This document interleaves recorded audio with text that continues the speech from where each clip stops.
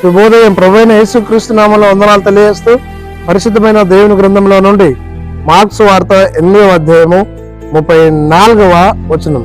అంతటా ఆయన తన శిష్యులను జనసమూహములను తన ఎద్దుకు పిలిచి, నన్ను వెంబడింపగోరు వాడు తన్ను తాను ఉపేక్షించుకొని తన సిలువనెత్తుకొని నన్ను వెంబడింపవలెను. ప్రార్థన చేసుకుందాం. మహోన్నతానికి స్తోత్రం చెల్లిస్తూ వాక్యం ధ్యానిస్తుండగా మీ సన్నిధి మాతో ఉంచి నడిపించి దీవించి మన యేసు నామంలో ప్రార్థించడానికి వేడుకొనిచున్నాము తండ్రి, ఆమేన్. యేసుక్రీస్తు జనసమూహాన్ని, అదేవిధంగా తాను ప్రేమించినటువంటి శిష్యులను, దేవుని సేవకులకు ఏర్పాటు చేయబడిన వారిని పిలుస్తూ ఉన్నాడు. వారితో మాట్లాడుతున్నటువంటి మాట, నన్ను వెంబడింపగోరువాడు తన్ను తాను ఉపేక్షించుకొని తన సిలువనెత్తుకొని నన్ను వెంబడింపవలెను.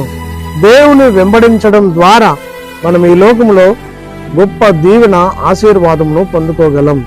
దేవుని వెంబడించడం ఈ లోకంలో క్రైస్తవులకు దేవుడు ఇచ్చినటువంటి ఒక గొప్ప వరం.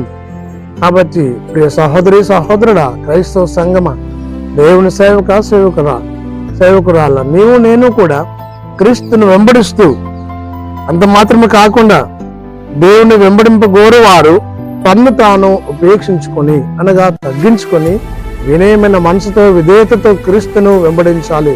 అంత మాత్రమే కాకుండా తన సిలువనెత్తుకొని వెంబడింపవలెను. సిలువ అనగానే శ్రమలకు గుర్తుగా ఉంది.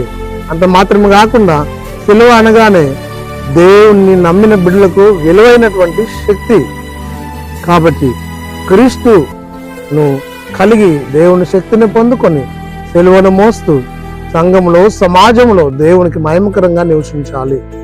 నా క్రైస్తవ జీవన ప్రయాణంలో సిలువను మోస్తూ క్రీస్తును ఇతరులకు చూపెడుతూ క్రీస్తును వెంబడించే వారిగా నేను సిద్ధపడాలి. కాబట్టి నా క్రైస్తవ జీవితంలో దేవుడిచ్చే ఆశీర్వాదం పొందుకొని దేవుని మహిమకరంగా లోకంలో, సంఘంలో, సమాజంలో వరదిల్లి గొప్పవారే దేవునికి మహిమ తెచ్చినట్టు పరిశుద్ధాత్మ దేవుడు మనందరికి సహాయం చేసి దీవించును గాక.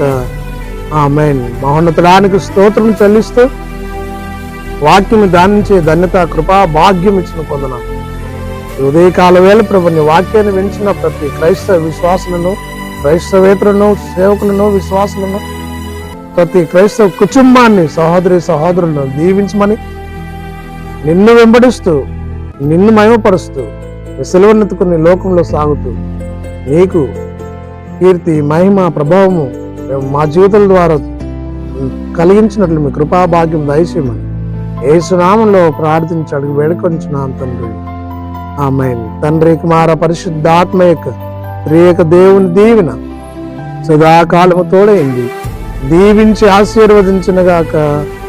ఆమేన్.